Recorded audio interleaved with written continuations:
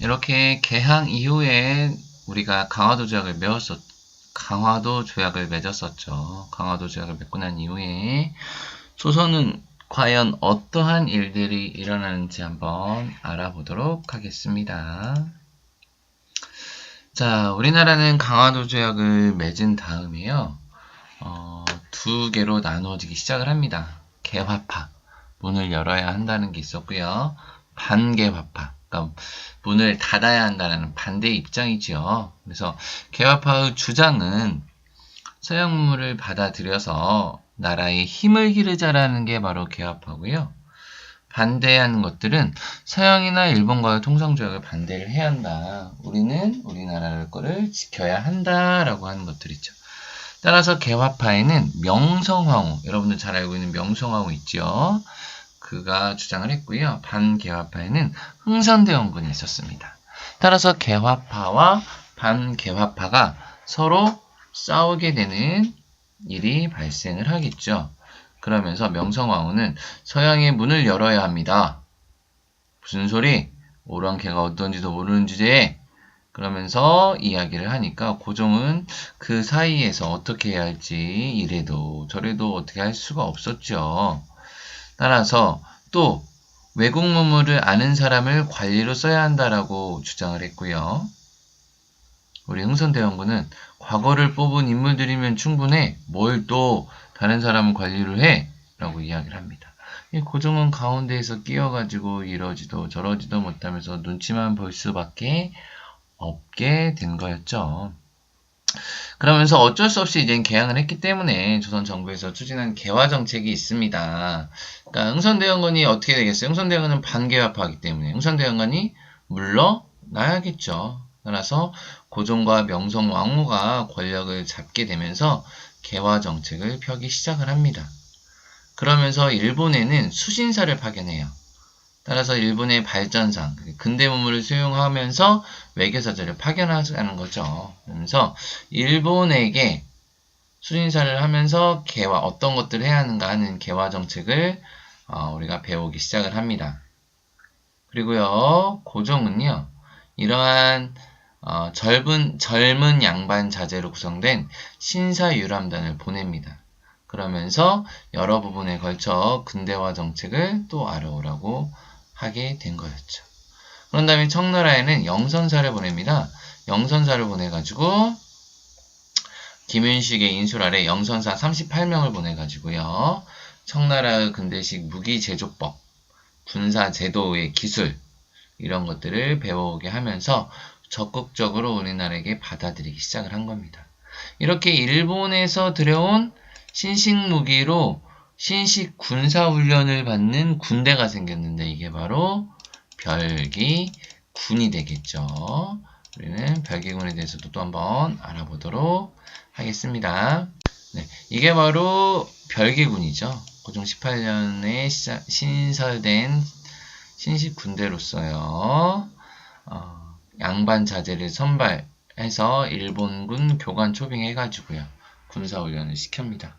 따라서 일본인 교관에게 훈련받으면서 신식군대를 하게 된 거였었죠. 이 당시에 보면은 아무래도 최신식 일본 소총으로 무장을 하게 됐고요. 아무래도 일본인 교관으로 받다 보니까 서양의 교류가 이루어지면서 정부가 국방이 근대화돼야겠다라는 중요성을 인식하게 된 거였죠. 그런데 나중에 이 별개군의 차별을 받게 됩니다. 그러면서 차별 대우에 대해서 이들이 하나의 난을 일으키는데 이모군란을 일으키는데요. 그거는 또 이 다음에 또 알아보도록 하죠. 이모군란이 발생을 하는데 어떤 일이 발생을 하냐면 구식군이라고 신식군대하고 차별 대우를 합니다. 별기군하고요, 구식군이라고 차별을 받으면서 어떤 일이 발생했냐면 13개월이나 월급이 밀리고 쌀에 모래 겨가 섞인 월급을 구식군인에게 주는 거예요. 그러니까 신식군대인 별기군이 차별을 받는 게 아니라 이게 더 좋은 거를 받았다는 거죠.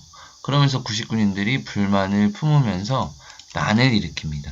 이게 바로 이모군란이 되겠죠. 따라서 난을 일으키는데 이들이요, 궁궐까지 침입을 합니다. 그러면서 고종은 대원군에게 이러한 사태를 수습해달라고 하면서 대원군에게 부탁을 했고요. 33일 만에 청이 군대를 출동시켜가지고요. 대원군을 납치해가고요. 그리고 대원군이 이거를 수술 노력을 했습니다. 그죠? 그러다 보니까 대원군은 어때요? 반개화파죠. 그러니까 청나라나 이런 데에서도 역시 마음에 들지 않았겠죠. 그러면서 이모곤란이 발생한 것들을 해결할 수가 있게 되었다는 겁니다. 이러면서 이제 친정파, 친청, 친일파 이렇게 나눠지게 되겠죠. 정계 과정을 보면은 관청을 습격해서 무기를 빼앗습니다. 일본 공사관도 불태우고요. 왜냐하면 일본 교관이 가르쳤으니까. 일본인들은 인천을 통해 일본으로 도망가고요. 청나라 군대가 들어와서 진압을 합니다. 그러니까 이때 역시 청나라도 역시 잘 됐다 싶은 거죠. 그래.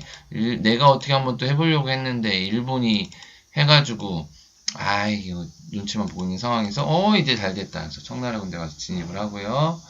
또 그런 것들을 했던 홍선대원군을 잡아가게 된 거였죠. 이러면서 청나라 간섭이 심해지기 시작을 합니다. 그러면서 개화정책에 후퇴를 하게 된 거였죠. 이모곤란 뒤에는 조선은 청나라에 계속 의지를 하고요. 따라서 청나라에서 계속 의지를 하다 보면 또 청나라에서 벗어나야겠죠? 그러면서 갑신정변이 일어났는데 이모곤란에 관련된 영상을 한번 알아보도록 하겠습니다.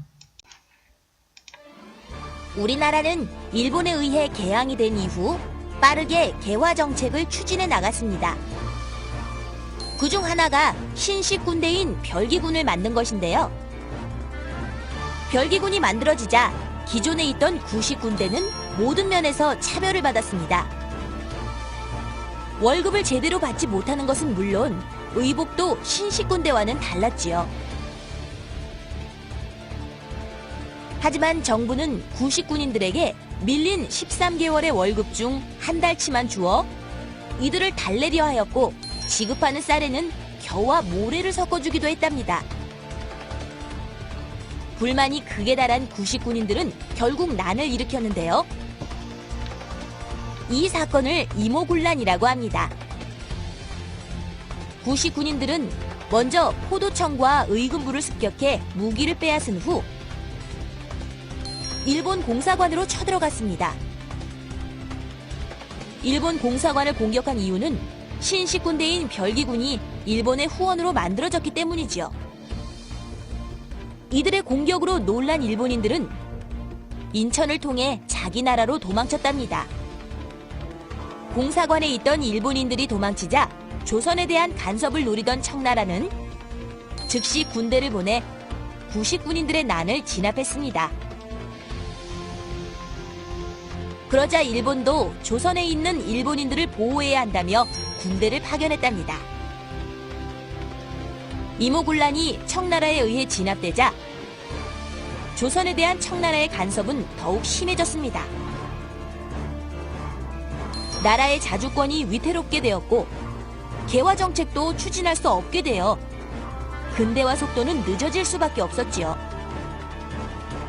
결국 이 사건은 청과 일본 모두 우리 땅으로 불러들이는 빌미가 되어 끊임없이 간섭을 받게 되는 계기가 되었고 이후 두 나라는 우리 땅에서 전쟁까지 벌이게 되었답니다. 자, 그 이후에 이모곤란 이후에 청은 조선에 대한 내장 간섭을 강화했고요. 청에 대한 정책과 개화 방법을 둘러싸고 개화 세력이 크게 둘로 나누어집니다. 청의 도움을 받아 근대화를 이루어야 한다라고 주장을 하고요. 그들이 조선의 정치 제도와 사상을 유지하면서 서양 기술만을 받아들이려고 했었습니다. 하지만 김옥군, 박영효, 홍영식 등은 청으로부터 자주 독립을 이루는 것이 중요하다라고 주장을 했고요. 일본의 메이지 유신을 본받아 서양의 기술뿐만 아니라 정치 제도 사상까지 받아들이자라고 이야기를 했습니다. 그래서 정부의 개화 정책은 청의 내정 간섭과 재정 부족으로 제대로 추진하지 못해 이에 김옥균, 박영훈은 급진적인 방법을 써서 청의 간섭에서 벗어나 근대적인 국가를 세우고자 라고 했던 게 바로 갑신정변이었습니다. 갑신정변은 일명 3일천하라고도 3일 만에 정변이 실패로 끝났습니다. 그래서 3일천하라고도 하거든요. 이때 당시 이제 민씨 정권하고 같이 힘을 모아가지고 했었는데 결국은 이걸 이루지 못하고 실패로 이루지 못하고 김옥균, 박영효, 서광범, 서재필 등 일본 망명을 합니다. 자, 그랬을 때 어떻게 되겠어요? 청나라는 당연히 이거를 주도했던 사람을 찾아가지고 색출해내면서 죽이기 시작을 했던 거겠죠. 또 이거에 관련된 영상을 한번 갑신정변 영상을 알아보도록 할게요. 19세기 후반 조선 정부는 일본과 중국에 사신을 보내 근대 문물을 배워오게 했습니다. 낡은 모습을 버리고 근대 국가로 변화하려는 움직임이 전국에서 일어나고 있었죠. 그러나 이모군란이 청나라에 의해 진압되면서 청의 간섭이 갈수록 심해져 조선 정부는 개혁 정책을 제대로 추진할 수 없었습니다. 정부가 개화 정책에 소극적으로 대응하자 김옥균을 비롯한 급진적인 개화파들은 마음이 급해졌답니다. 조선의 근대화가 늦어질 것을 우려한 이들은 결국 일본의 힘을 빌려서라도 빨리 개화를 해야 한다고 생각하고 자신들의 결심을 실현하고자 마음먹었습니다. 조선 최초의 우체국인 우정국의 개국을 축하하는 잔치를 틈타 마침내 개화파들은 정변을 일으켰는데요. 이 사건을 갑신정변이라고 합니다. 이들은 청나라 세력을 몰아내고 사회제도를 고쳐야 한다고 주장했죠. 갑신정변은 잠시 성공을 거두는 듯 했으나 일본이 약속을 저버리고 철수한 후 청나라 군대가 진압하면서 3일 만에 실패로 끝나고 말았는데요. 갑신정변이 실패한 이유는 개화파의 급진적인 생각과는 달리 개화 사상이 백성들에게 널리 퍼져 있지 않아 지지를 얻지 못했기 때문입니다. 또 지나치게 일본을 의지해 뜻을 이루려 한 것도 실패의 한 원인이 되었답니다.